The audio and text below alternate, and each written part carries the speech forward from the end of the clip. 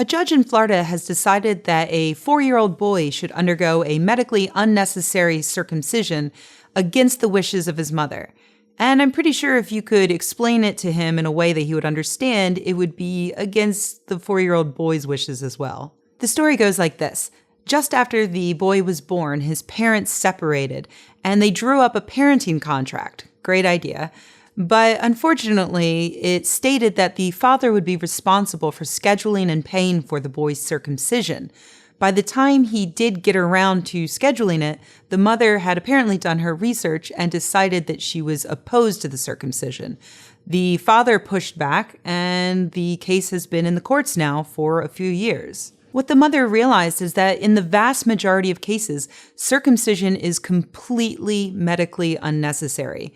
Yes, there are some cases in which the foreskin can become seriously inflamed, requiring circumcision, but for the vast majority of men, there is absolutely no reason to remove the foreskin.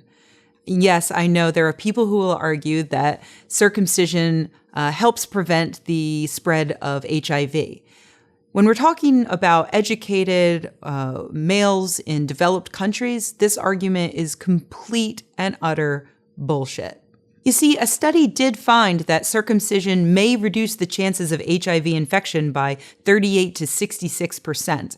But let's put this another way. What if I told you that you had a 100% chance or near 100% chance of not contracting HIV by putting on a condom, or around a 50% chance of not contracting HIV by cutting off a piece of your penis? Which one would you choose? Then there are studies that show that there may be a slight decrease in risk of HPV infection and penile cancer in those who are circumcised. At the same time, there are studies showing that you can reduce your chances of breast cancer slightly by having both of your breasts removed.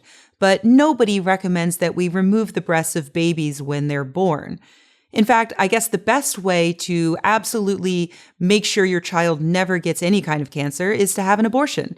You're essentially removing everything that could possibly be cancerous. That little boy in Florida currently runs about a 4% risk of having a severe adverse event when he gets his circumcision.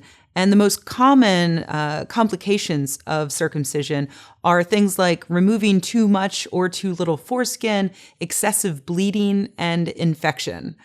So please consider these things before you have your children circumcised.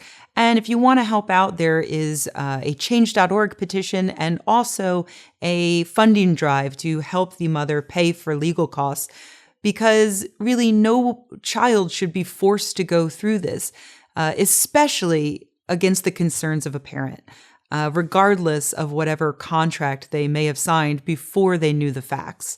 So links are down below. Please go help out.